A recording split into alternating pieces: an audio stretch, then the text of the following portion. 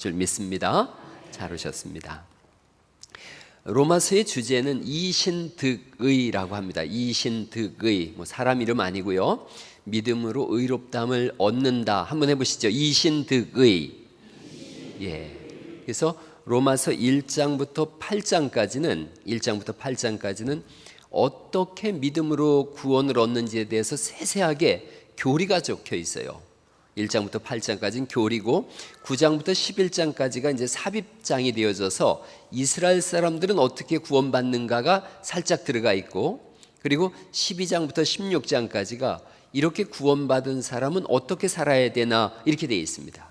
그러니까 크게 두 가지로 나눠버리면 1장부터 8장까지는 어떻게 구원받는지, 12장부터 16장까지는 구원받은 사람은 어떻게 살아야 되는지 이렇게 대별되어집니다. 이제 오늘 12장을 우리가 읽었는데 12장 마지막 절을 한번 보시겠어요? 12장 21절이 이 오늘 12장의 핵심 주제입니다. 같이 한번 12장 21절을 다시 읽어보죠. 시작. 악에게 지지 말고 손으로 악을 이기라 하는 거예요.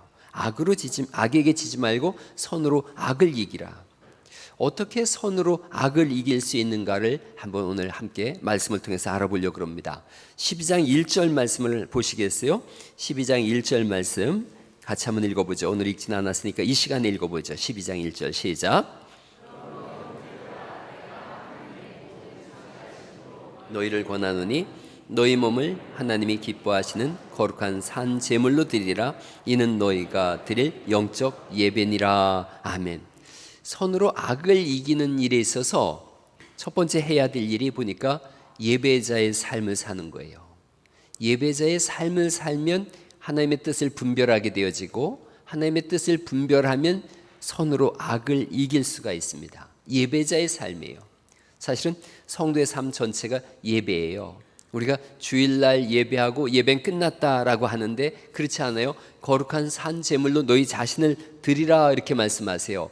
살아있는 제물이라는 거예요. 우리를 보고 모든 제물은 죽는데 우리 복은 살아있는 제물이라고 말씀하고 있고, 살아있는 제물로 우리의 삶 전체 속에 드려지는 예배, 성경은 이걸 영적 예배라고 말씀하고 있어요. 그러니까 매일의 삶 속에, 매 순간의 삶 속에 예배 드리는 자의 삶을 살라는 거죠. 교회에서 한 번 예배 드리고 끝나는 것이 아니라 교회 문 밖을 나갔을 때 생활 속에 예배가 시작되어지는 거예요. 생활 속의 예배라는 건 우리의 삶 전체가 내 가치관이나 세상의 가치관이 아니라 하나님의 가치관 속에서 살아가는 것, 그걸 영적 예배라고 말씀하고 있고 산 제물이라고 말씀하고 있고, 그리고 그렇게 예배자의 삶을 지속할 것을 성경이 말씀하고 있어요. 존 스토어트 목사님이 이 부분에 대해서 이런 표현을 썼는데, 바울은 로마서 3장 13절에서 인간의 타락상을 폭로하며 그것이 우리 몸을 통해 드러난다는 사실을 보여줬다. 혀로는 남을 속이고 입술에는 독사의 독이 흐르고 입은 저주와 독설로 가득하고 발은 피 흘리는 데 빠르고 눈에는 하나님을 두려워하는 기색이 없다. 반면에 그리스도인의 고결함도, 즉 삶 속에서 예배자의 삶을 사는 고결함도 몸으로 하는 행동으로 나타난다라고 하면서요, 우리의 몸의 지체를 의의 도구로 하나님께 바치라고 말씀하고 있어요. 그러면 우리 발은 하나님의 길을 걸을 것이고, 우리 입술은 진리를 말하며 복음을 전파할 것이고, 우리 혀로는 마음의 상처를 치유하고, 우리 손은 넘어진 사람을 일으키고, 우리 팔은 외로운 사람을 안아줄 것이고, 우리 눈은 하나님을 바라볼 거다. 이게 우리 삶 속에 드러나는 예배자의 삶이라고 그래요. 사람을 살펴보고 도와주고 손을 잡아주고 사랑을 표현하고 의로운 길을 걸어가는 거죠. 이렇게 예배자의 삶을 살면 하나님의 뜻을 선명하게 분별하게 되어집니다. 2절을 읽어볼까요? 2절 12장 2절 말씀을 또 읽어보죠. 시작.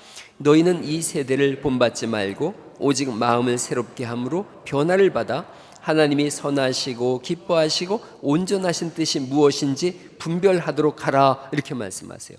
하나님의 뜻을 분별하라 이렇게 말씀하세요. 성경을 해석할 때 되게 중요한 두 전제가 있습니다. 늘 예배 때마다 말씀드렸는데, 그때 거기와 지금 여기를 잘 분별하라. 그때 거기와 지금 여기, 12장 2절에 보면 너희는 이 세대를 본받지 말고 라고 이렇게 말씀되어져 있어요. 성경을 기준으로 이 세대를 잘 살피라는 거예요. 성경은 캐논이라는 표현을 써요. 캐논은 갈대 자예요. 잣대로다가 기준을 삼듯이 성경이 삶의 기준이라는 거죠.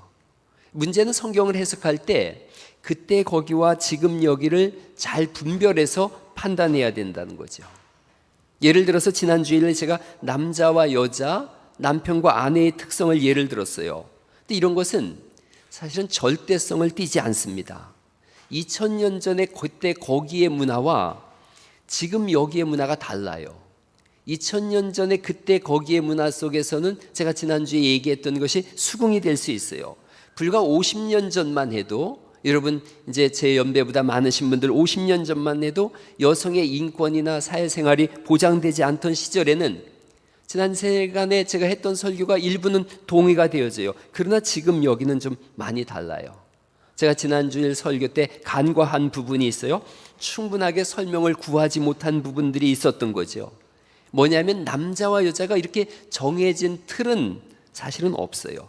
일반적으로 볼 때 부부는 한쪽이 정보면 다른 쪽은 정서적인 측면을 가져요. 한쪽이 감성이면 다른 쪽은 이성적인 측면을 가져요. 한쪽이 내향성이면 다른 쪽은 외향성을 갖긴 갖지만 그것이 꼭 남자는 이렇고 여자는 저렇다라고 규정 지을 수 없다는 거죠. 그것에 대해서 국한시킬 수는 없어요. 그러니까 제가 지난주에 했던 설교의 실수는 지금 여기를 간과한 부분이 있어요. 그러니까 설교자는 그때 거기를 끊임없이 연구해야 되고 지금 여기를 잘 살펴야 되는 책임이 있는 거죠. 예를 들어서 고린도전서 14장 34절에는 지금 읽으면 깜짝 놀랄 말씀이 써 있는데 여자는 교회에서 잠잠하라, 여자가 교회에서 말하는 것은 부끄러운 것이라 이렇게 써 있어요. 그러니까 이 부분을 읽던 사람들은 큰 충격을 받는 거예요. 아니 성경이 왜 이렇게 써 있나? 이 부분은 그때 거기와 지금 여기를 주의해서 읽지 않으면 시험 들고 오해할 소지가 있어요. 이 고린도전서가 쓰여지던 당시에 고린도 교회는 여러 은사들이 난무했어요. 그리고 아직 신약 성경이 완성되지 않았던 때거든요. 그럴 때 여러 은사들이 막 솟아나기 시작했어요. 방언의 은사가 일어나고 막 통변의 은사가 일어나고 막 그랬더니 예배 속에 사람들이 벌떡벌떡 일어나가지고 방언으로 막 알지 못하는 소리로다가 예배 행위를 방해하는 사람들이 있었던 거예요. 그리고 그 당시에 그런 일을 주축을 했던 분들이 아쉽게도 여성들이었어요. 그러자 그 시대의 그 장소에 한정된 교훈이었던 거죠. 그때와 지금 여기를 다르게 적용해야 되는 부분이에요. 그러니까 그때와 지금 여기를 자꾸 살펴봐야 되는데 그럼에도 불구하고 그때 거기와 지금 여기가 동일하게 적용되는 부분이 있어요. 그래서 그런 부분에 대해서 하나님의 뜻을 찾는 분별이 필요하다는 거죠. 그때 거기와 지금 여기가 동일하게 이해되어져야 되고 그리고 선포돼야 되는 말씀은 12장 10절을 한번 보시겠습니까? 12장 10절 말씀을 같이 한번 읽어보시죠. 시작. 형제를 사랑하여 서로 우애하고 존경하기를 서로 먼저 하며 이렇게 말씀하세요. 이 부분에 대해서는 하나님의 뜻이 우리에게 분별되어질 때에 이 부분은 불변의 진리예요. 불변의 법칙이에요. 형제 사랑하기를 먼저 하라 이렇게 말씀하세요. 로마서 12장에는 성령님이 주시는 은사들이 쭉 나오는데요. 6절 말씀부터가 은사입니다. 은사에 대한 부분이 이렇게 나와요. 제가 6절 읽어볼게요.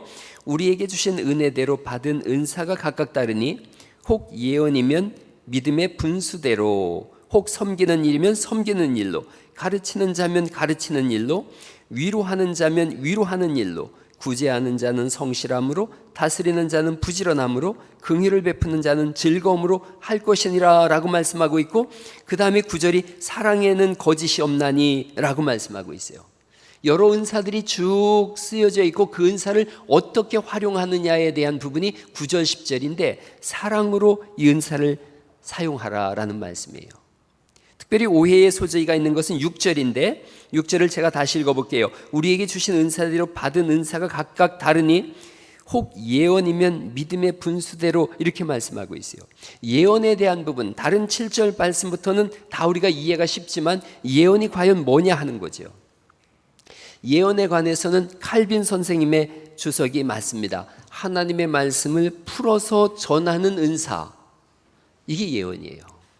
다시 말씀드릴게요. 예언이라는 것은 누구에게 이렇게 당신의 앞길은 이렇게 될 겁니다, 저렇게 될 겁니다, 점치는 것이 예언이 아니라 하나님의 말씀을 풀어 전하는 은사, 이게 예언의 은사예요. 많은 이단자들이 이 예언의 은사를 오늘날 잘못 해석해서 나는 예언의 은사가 있다고, 또 나는 대언자라고, 또 여기서 더 나가서 나는 계시의 은사가 있다, 그리고 나는 꿰뚫어 볼 수 있다. 다 이단들이에요. 속지 말기를 간절히 바랍니다. 지난 PD 수첩을 보면서 우리가 기가 막힌 걸 봤어요. 대언자라고 하는 두 여자 목사가 나왔어요. 사람들을 얼마나 세뇌시켰는지 대출을 받아서 헌금하겠다고 대부업체에 대출받은 간증을 하고 있어요. 교회라는 이름만 쓰고 있을 뿐이지 이들은 사이비 종교 집단이에요. 사람을 하나님이라고 부르고 우상을 섬기는 곳이에요. 성경에서 말씀하는 예언은 하나님의 말씀을 바르게 풀어내는 거예요. 직통계시라고 얘기하면서 자기 생각 속에서 해석하는 것들, 이단이에요. 성령님은 지난 2000년 동안 수많은 믿음의 선배들의 지성을 사용해서 신학 체계를 만들어 놨어요. 그 속에서 해석하는 거예요. 방언을 통변한다 그러고 계시라 그러고 예언의 은사를 받았다고 점치는 사람들을 조심하세요. 주변에 그렇게 주장하는 사람이 있으면 저에게로 데리고 오세요. 제가 그 거짓을 낱낱이 밝혀놓을 거예요. 목사는 바른 신학 위에 서 있어야 돼요. 생각해 보세요. 의과대학을 나오지 않은 사람한테 심장수술을 하라고 메스를 던져주는 것은 어리석은 일인 거죠. 만약에 의대를 나오지 않은 사람이 칼을 들고서 내가 심장수술하겠다고 달려들면 어떻게 해야 돼요? 도망가야 되죠. 도망가야 되죠. 무조건 도망가야 살아요. 이단한테서 도망쳐야 돼요. 정상적인 신학을 하지 않고 스스로 자가 안수한 사람도 있어요. 지가 지한테 안수하고서 목사라 그래요. 도둑이에요. 도망쳐야 돼요. 1년 만에 목사 자격증을 따가지고 나타난 사람들한테서 도망치세요. 저는 그런 사람들을 경멸합니다. 왜냐하면 그릇된 신학을 가지고 그가 말씀을 전하면 그 말을 듣는 사람들은 다 그릇된 신학을 듣게 되어지고 그릇된 복음을 갖기 때문에 그래요. 성경을 모르니까 성경을 펴놓지 않고 직통계시를 받았다라고 하고 그렇게 함으로 인해서 사람들을 두렵게 함으로 자기를 신적인 존재로 군림하려고 그래요. 그리고 또 이런 일에 맞들린 사람들은 정상적이고 건강한 교회에서 신앙생활을 못합니다. 뭔가 화끈한 것이 와야 되고 기적이 일어나야 되고 마음이 붕붕 떠야 되고 그리고 그 점쟁이처럼 당신은 이렇게 되다 저렇게 될 거다라고 예언과 계시를 해야만 속이 후련한 것 같이 하고, 그래서 정상적인 신앙생활을 못하게 합니다. 진짜 신앙생활이 뭔가 말없이 헌신하고 섬기고 삶이 예배가 되어서 하나님과 깊은 교제가 일어나고 내밀한 시간을 갖고 주와 동행하는 삶, 그것이 건강한 신앙생활인 줄 믿으시기 바랍니다. 이렇게 잘못된 은사를 가진 사람들에게서 도망쳐야 돼요. 은사 활용법에 대해서 고린도전서 12장 31절에 이렇게 말씀하고 있어요. 너희는 더욱더 큰 은사를 사모하라. 내가 또한 가장 좋은 길을 너희에게 보내겠다. 보여주겠다. 12장의 은사가 쭉 나오고 가장 좋은 은사의 길을 보여주겠다 그랬는데 그게 어떤 뜻이냐면 가장 좋은 은사 활용법을 알려주겠다는 거예요. 그리고 고린도전서 13장이 나와요. 가장 좋은 은사는 어떻게 활용하는 것인가? 고린도전서 13장을 사랑장이라고 하는데 내가 사람의 방언과 천사의 말을 할지라도 사랑이 없으면 소리나는 구리와 울리는 꽹과리가 되고 내가 예언하는 능력이 있어 모든 비밀과 모든 지식을 알고 또 산을 옮길 만한 모든 믿음이 있을지라도 사랑이 없으면 내가 아무것도 아니요 내가 내게 있는 모든 것으로 구제하고 또 내 몸을 불사르게 내줄지라도 사랑이 없으면 내게 아무 유익이 없느니라. 은사를 어떻게 활용하는가? 사랑으로 활용하는 거예요. 그때 거기와 지금 여기가 동일한 것이 이거예요. 사랑으로 섬기고 사랑으로 세워주는 거예요. 하나님은 교회의 모든 지체들한테 각각 독특한 자기 나름대로의 은사들을 허락해 주셨는데 그 은사를 어떻게 활용할 것인가? 사랑으로 활용하는 거예요. 사랑으로 세워주기 위해서 우리에게 은사를 주신 것이지 군림하라고 하는 게 아니에요. 목회를 시작할 때 제가 성령님으로 충만했을 때 결심했어요. 어떤 일이 있어도 섬길 뿐 군림하지 않겠다. 어떤 일이 있어도 사랑할 뿐 미워하지 않겠다. 지금도 저는 종의 목회라고 얘기해요. 여러분이 교회 오시면 제가 커피를 타드리고 또 커피 마시고 간 설거지도 제가 다 합니다. 왜 그렇게 하는가? 제가 그때 예수님 안에서 결심한 것이 그거거든요. 내가 섬길 뿐 절대로 군림하지 않겠다. 한 번도 사람을 손가락으로 이렇게 오라고 해본 적이 없어요. 제가 갑니다. 그때 처음 믿은 그것을 실천하기 위해서 그래요. 교회가 그런 거예요. 우리가 읽은 로마서 12장 10절이 형제를 사랑하여. 교회는 사랑을 보여주는 곳이고 사랑을 실천하는 곳인 줄 믿으시기 바랍니다. 우리 교회가 인사할 때, 처음 시작할 때 사랑합니다 라고 인사하고 끝에 주기도문 찬송 부르기 전에 사랑합니다 라고 또 고백해요. 한번 옆 사람한테 한번 더 해보시죠. 사랑합니다 한번 해보시죠. 사랑합니다. 예배의 시작과 끝을 사랑합니다 라고 고백해요. 지난주에 제가 옆에 교회 목사님과 그 교회 장로님 모시고 식사를 했어요. 그래서 우리 교회 식사하면서 사랑 캠페인에 대해서 이야기를 했어요.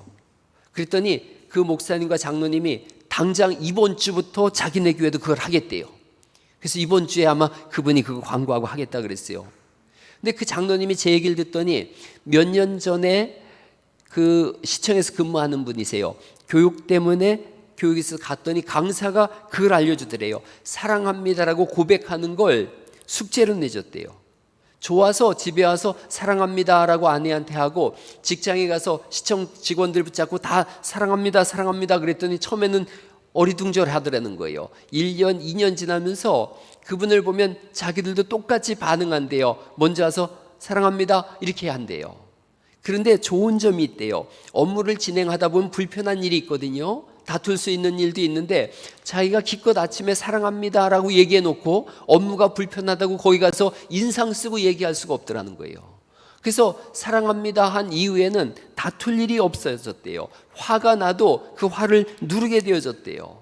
그리고 볼 때마다 사랑합니다 그렇게 표현함으로 인해서 서로가 분위기가 화기애애해졌다 그래요.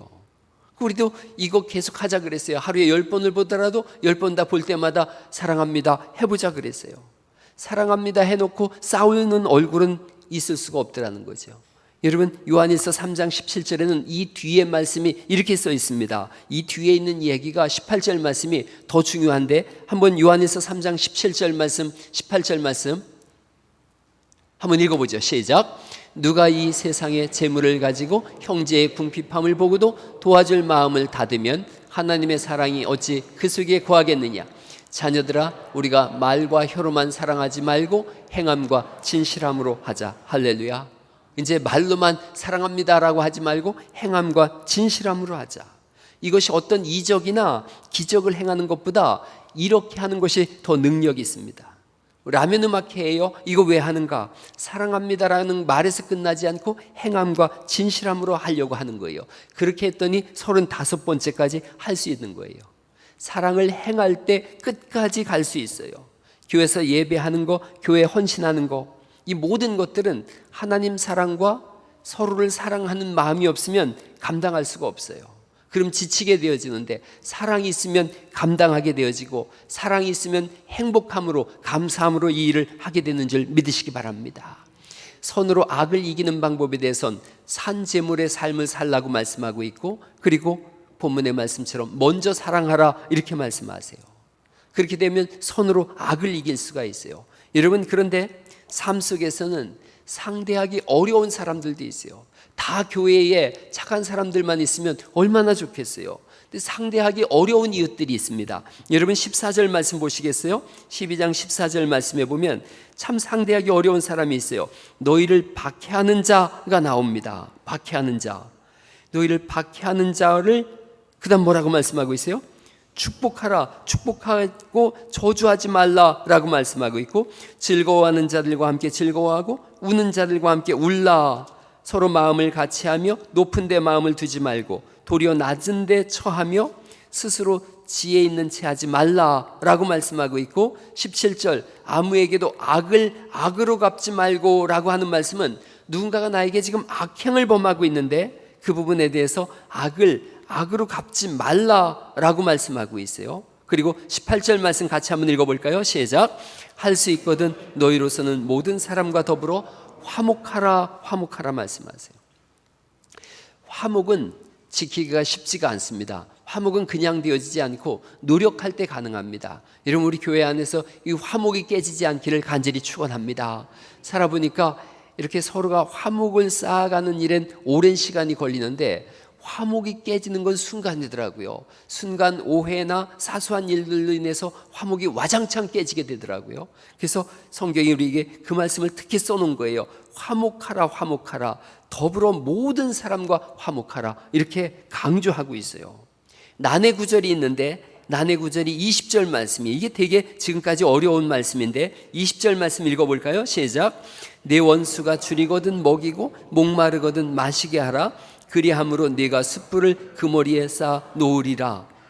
여러분, 이 뒷부분이 어려운 거예요. 원수가 줄이거든 먹이고, 이것도 보통 어려운 일이 아니죠. 목마르거든 마시게 하라. 세상에 이렇게 할 수 있는 일이 쉽지 않아요. 그런데 그 다음 문제가 그리함으로 네가 숯불을 그 머리에 쌓아 놓으리라. 선을 앞부분은 행하라고 말씀하고 있고 뒷부분에는 그놈 머리에 숯불 올려가지고 확 타버리게 해라, 이런 뜻인가? 그럼 앞뒤가 안 맞지 않습니까? 이거에 대해서 지난 2000년 동안 많은 해석의 방법이 있었는데 대략 두세 가지로 되어져 있어요. 고대 이집트에는 자기가 뭔가 잘못한 걸 깨달으면 회개할 때 공적인 증거로 사람들 앞에서 숯불을 담은 그릇을 머리에 이고 이렇게 다니는 의식이 있었다 그래요. 아마 사도 바울이 그런 의식을 염두에 두고 본문을 쓴 것 아닌가. 자꾸 선을 베풀었더니 그 사람이 내가 잘못했구나를 알고 숯불을 그릇에 담아서 머리에 이고 다님으로 인해서 공적으로 회개한다라는 개념이 하나 있고요. 또 다른 해석은 이런 게 있습니다. 저는 이 해석이 좋은데, 머리에 숯불을 담아주라라는 의미로, 이 당시는 밤이 춥거든요. 그런데 오늘처럼 성냥이 있던 것도 아니고 불씨를 잘 뒀다가 밤이 되면 그 불씨를 살려서 불을 피워서 따뜻하게 하는 거예요. 옛날에 우리 어른들도 100년 전에는 그렇게 불씨를 잘 뒀다가 불씨 꺼트리지 않아야 됐던 것처럼 이들도 불씨를 꺼트리지 않고 잘 뒀었는데 그만 실수로 꺼졌어요. 그 불씨를 가지고 와서 불을 피워야 자기 아이들도 따뜻하게 자는데, 그러니까 불씨를 빌리러 가긴 가야 되겠는데 옆집하고 원수지간이거든요. 그러나 원수지간이라 할지언정 아이들 생각하니까 꼼짝 못하고 옆집에 가서 불 좀 빌려주세요 라고 할 때 원수가 왔거든요. 여러분 어떻게 하시겠습니까? 아주 나에게 못되게 군 저 인간이 불씨를 빌리러 왔어요. 그럴 때 어떻게 반응하겠느냐는 거예요. 그럴 때 쌤통이다, 불씨는 뭔 불씨냐, 꺼져버리라, 이렇게 할 수도 있고, 그래 비록 나와 원한 관계가 있지만 그래도 이 밤을 따뜻하게 보내야지 라고 함으로 인해서 불씨를 빌려줄 수도 있죠. 본문이 그렇게 해석한다면 저는 좋습니다. 그렇게 원한 지간이 있을지라도 그 밤을 따뜻하게 하기 위해서 불씨를 빌려줘라. 그래서 그가 불씨를 머리에 이고 갈 수 있게 하라라는 이 말씀으로 해석하면 끝까지 선을 행하라는 거예요. 끝까지 선으로 악을 이기라는 거예요. 오래전에 제가 터키의 이즈미르라는 지역을 단기 선교를 갔어요. 이즈미르가 옛날에는 서머나로 불렸어요. 105년경에 서머나 교회의 목사님이 폴리캅이라고 하는 분이에요. 이분은 사도 요한의 직계 제자입니다.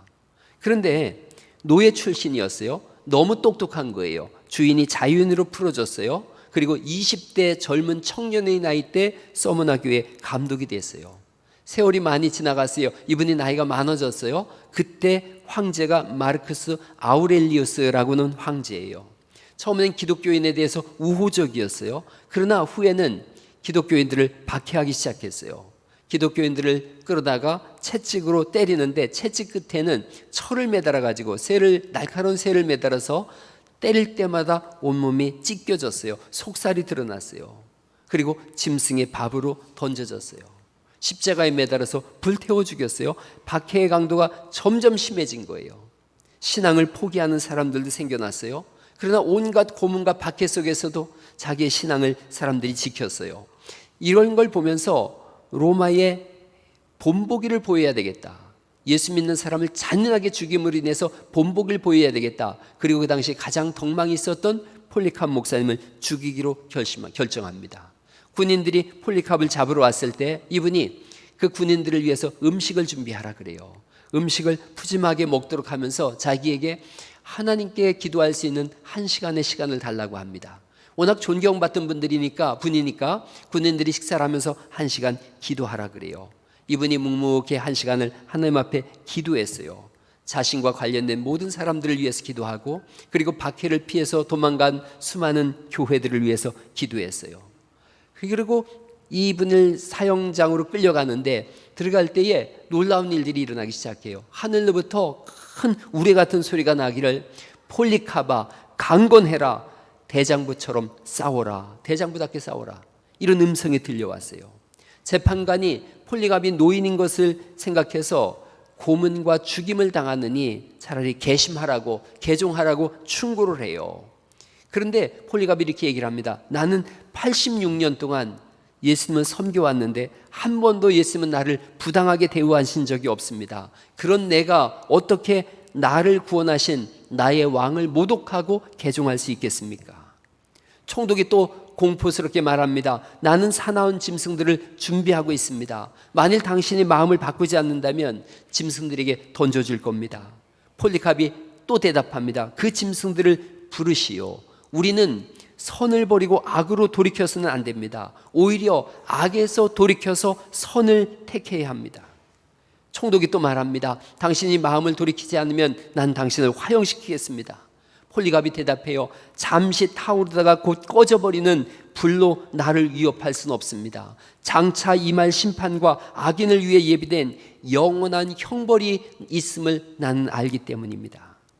집행관들이 십자가에 매달고 불을 붙였는데요, 기름을 껴얹고 불을 붙였는데 그 당시에 기록을 보니까 신기한 일이 일어난 거예요. 불꽃이 확 솟아오르더니 마치 아치형을 그리듯이 불꽃이 폴리갑의 주위를 이렇게 감싸고 전혀 몸에 불이 붙지 않고 그 주위를 똘똘 동그랗게 감싸고 있었던 거예요. 폴리갑의 육체를 담처럼 감싸고 있어요. 전혀 불타질 않았어요. 이것을 본 사람들이 더 흥분하고 주를 찬송하자 이 박해자들이 칼로 폴리갑의 몸을 찔러서 온몸에 피가 솟구치면서 이는 순교했어요. 그렇게 선으로 악을 이겼어요. 믿음으로 모든 상황을 이겨나갔어요. 로마서는 AD 56년경에 기록되어졌어요. 이 성경이 AD 56년경에 기록되어졌는데 그로부터 9년 뒤인 AD 64년에 로마의 대화재가 일어납니다. 로마 시내가 다 불탔어요. 그런데 소문이 들기를 불타는 로마 시내를 보면서 네로 황제가 기타를 치면서 악기를 연주하면서 노래를 불렀다, 이런 소문이 들리기 시작했고, 급기야는 그 불타는 로마는 네로 황제가 불을 질렀다라는 소문이 퍼져나갔어요. 소문을 잠재울 방법이 없자 네로가 생각해낸 방식이 그리스도인들이 불질렀다, 그리스도인들이 불을 질렀다 그러고 예수 믿는 사람들한테 죄를 뒤집어 씌웠어요. 그때부터 예수 믿는 사람들을 향한 대학살이 시작되어졌어요. 베드로와 바울이 순교했고 수많은 그리스도인들이 십자가의 형틀에서 기름이 끼얹어지고 불이 타서 죽었어요. 살아남은 사람들은 들판으로 동굴로 도망을 갔어요. 이렇게 도망간 사람들, 그리고 이제 순교의 장으로 끌려가는 그 사람들에게 이 짧은 로마서 1장부터 16장까지가 손에 들려 있었던 거예요. 이들은 이 순교의 장을 가면서 이 말씀을 읽으면서 확신을 한 거예요. 예수 믿고 얻는 영원한 생명에 대해서 가장 논리적으로 말씀하고 있음을 읽었어요. 과연 우리가 모든 것을 다 버리고 생명까지 들여서 예수님을 믿은 것이 잘한 일이었구나. 로마서 8장에 와서는 현재 생각하건대 현재의 고난은 장차 다가올 영광과 좋게 비교할 수 없구나, 이걸 알게 되어졌어요. 그리고 이제 드디어 로마서 12장을 읽을 때에 그렇다면 우리를 죽이는 사람들, 나에게 창을 찌르고 나에게 불을 지르는 이 사람들을 어떻게 대할 것인가, 이걸 읽은 거예요. 그리고 12장 14절을 이들이 읽기 시작했죠. 너희를 박해하는 자를 축복하라, 축복하고 저주하지 말라.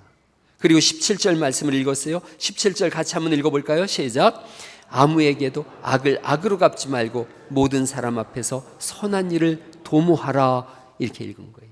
그리고 20절 네 원수가 줄이거든 먹이고 목마르거든 마시게 하라. 그리고 21절 악에게 지지 말고 선으로 악을 이기라.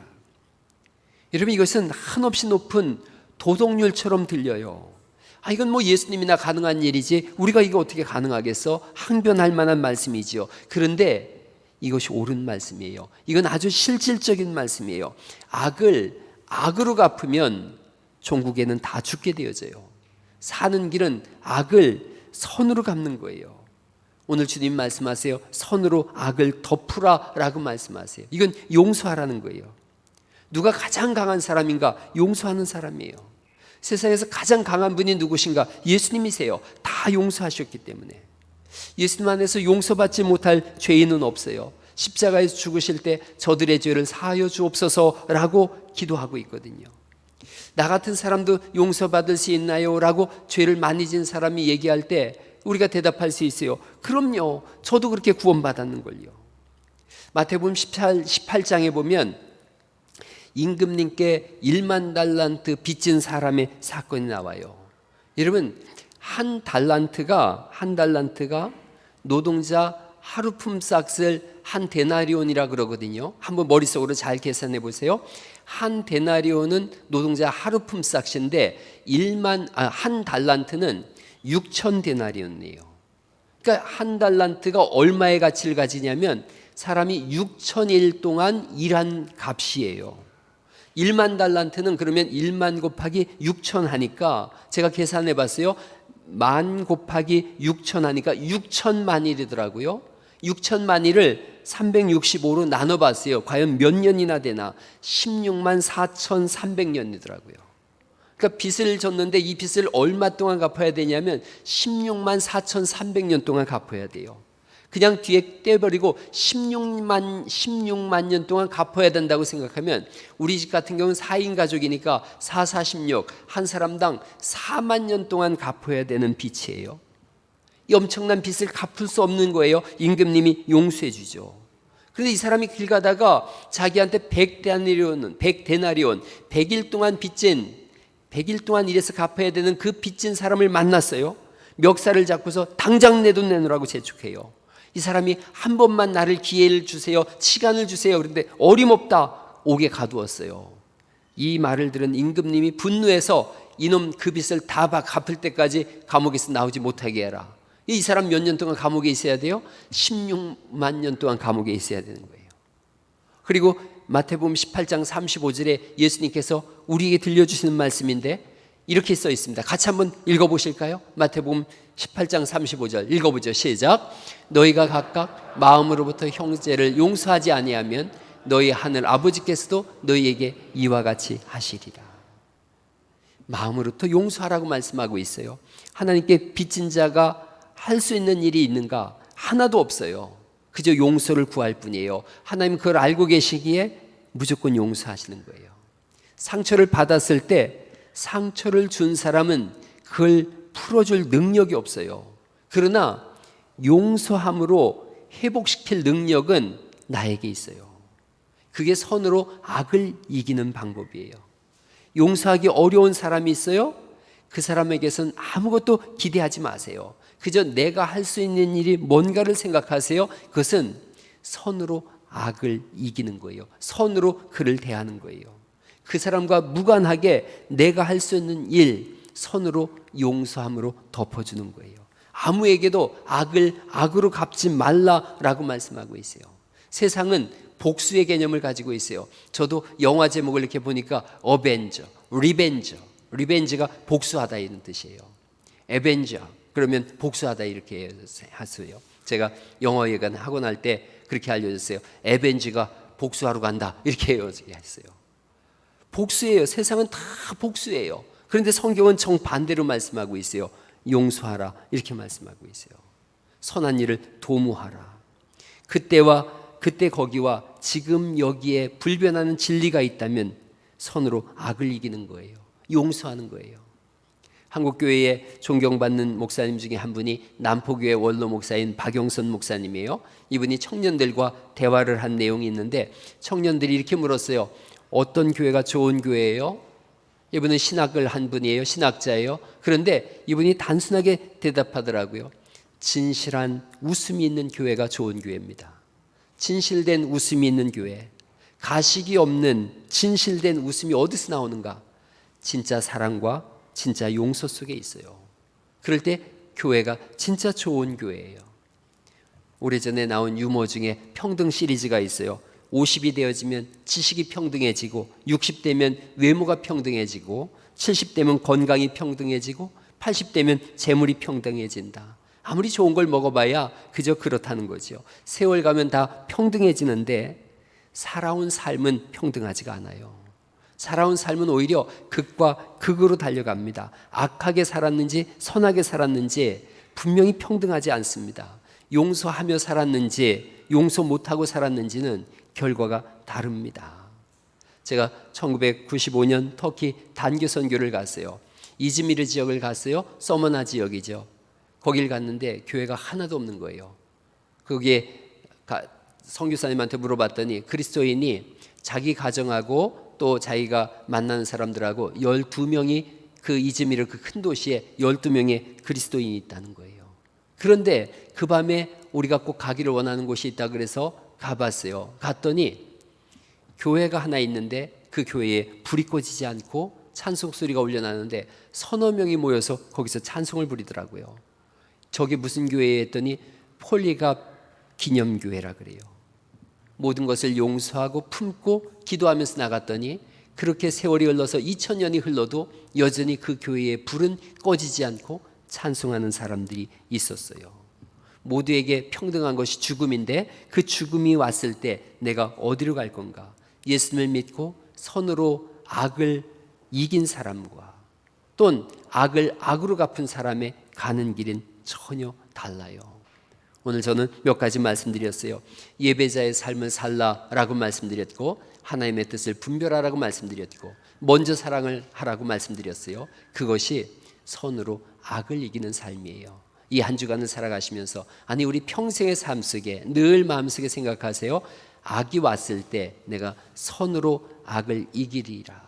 먼저 사랑하리라. 그리고 내 삶 전체가 하나님 앞에 예배자의 삶이 되게 하리라. 이런 고백과 결단이 오늘 예배 속에 있기를 예수님의 이름으로 축원합니다.